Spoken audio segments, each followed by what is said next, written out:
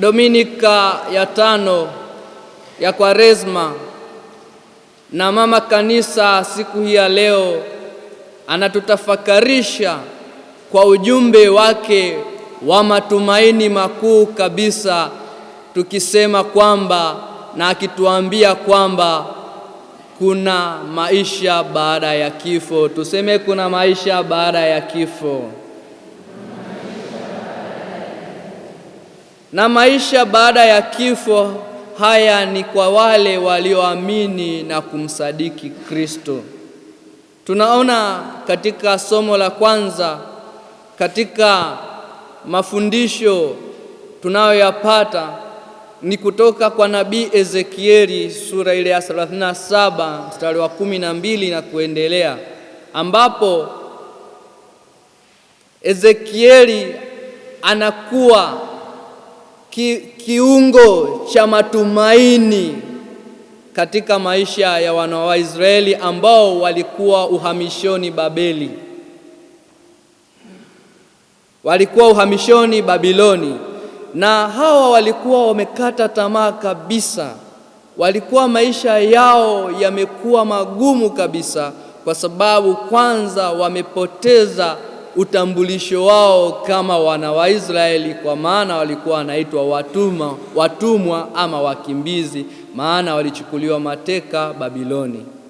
Lakini Ezekieli anawapa ujumbe wa matumaini kwamba Mungu atawarejeshea heshima yao, atawarudisha katika nchi yao na taifa lao. Kurejeshwa kwa wana wa Israeli kutoka Babiloni, kutoka utumwani, kutoka katika mateso na kurudishwa katika nchi yao ambao wataishi milele. Hayo ndio tunayotafakari katika somo la Injili, yanafananishwa na maisha ya uzima wa milele baada ya maisha ya hapa duniani. Na ndio maana ujumbe wa leo tunasema kwamba kuna maisha baada ya kifo.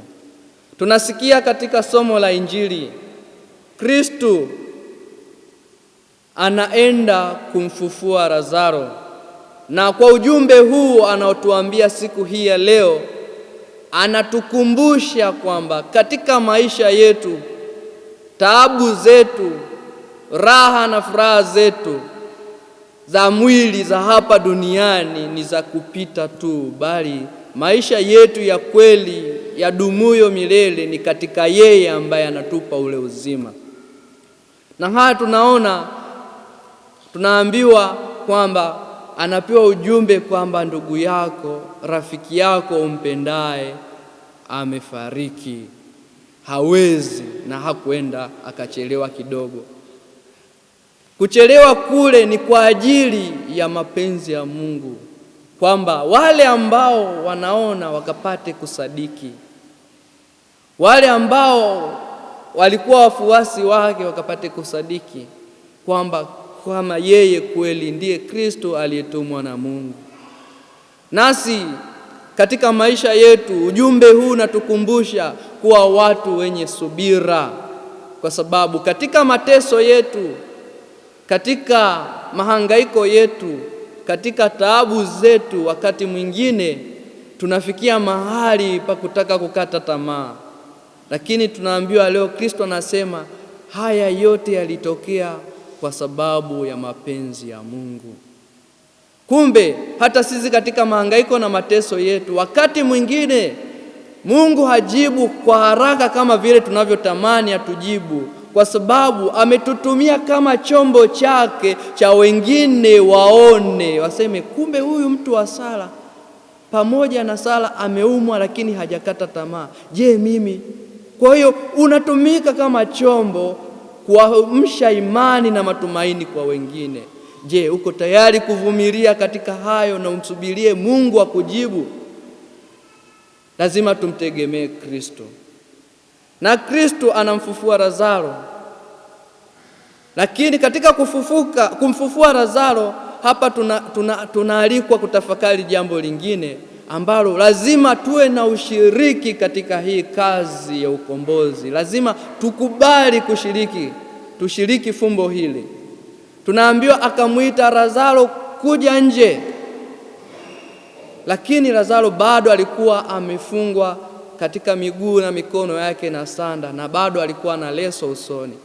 Anawaambia, mfungueni na mwache aende zake. Tuseme mfungueni na mwache aende zake.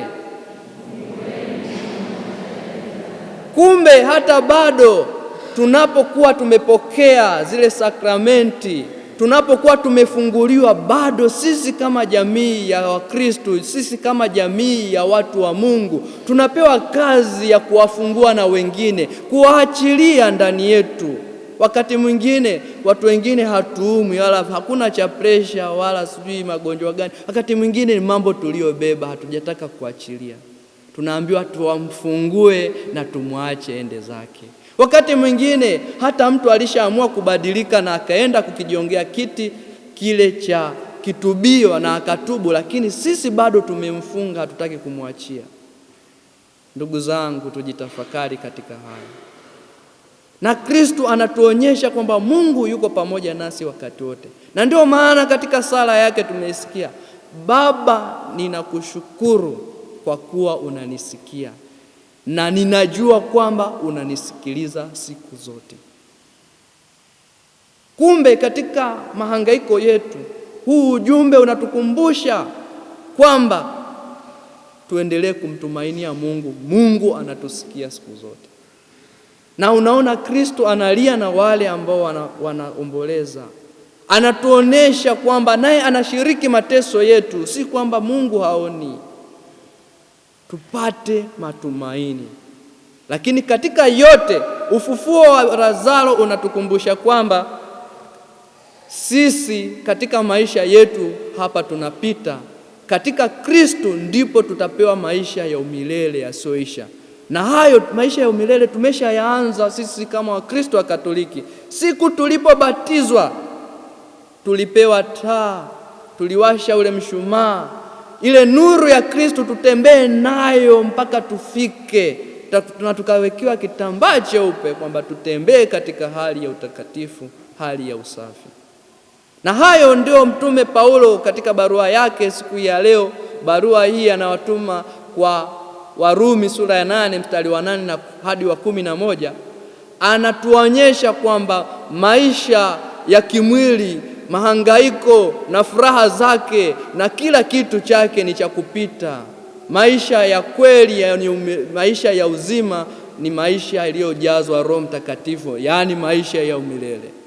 Nasi tunakumbushwa kwamba katika anasa zetu, katika mahangaiko yetu, katika furaha zetu ni kwa kupita tu, bali tumtafute Kristo na Roho wa Mungu akae ndani yetu ili tuweze kufika mbinguni. Na kwa kufanya hivyo, na ndio maana mama kanisa anatukumbusha hasa kipindi hiki cha Kwaresma, tukiambiwa tusali zaidi, lakini pia tuwe wakarimu kwa wengine, kuwafikia wahitaji kwa kufanya matendo ya huruma. Lakini bado tufunge, tujinyime na tukijiongee kiti cha upatanisho, sakramenti ya kitubio. Tujiulize, tangu tulipoanza Kwaresma, leo ni Jumapili ya 5, ijao ni Jumapili ya Matawi, yale maazimio tuliyoweka tumefikia wapi? Umefikia wapi? Leo Mungu anakuambia atakuumbia moyo mpya, atakurejesha kwake tena. Je, upo tayari? Tukijiuliza hayo, tutajua tumefanya nini. Maana siku ile ya Jumatano ya Majivu tulianza na ujumbe wa Nabii Yoeli, rarueni mioyo yenu. Tumeshararua mioyo yetu? Tumeshakubali kuachilia yale ambao hayatupasi? Tukiyatafakari hayo, tutajua kwa kiasi gani tuongeze bidii na nguvu katika kumngojea na kumsogelea Kristo huyu ambaye anatuambia sisi siku ya leo, mimi ni ufufuo na uzima. Tumsifu Yesu Kristo.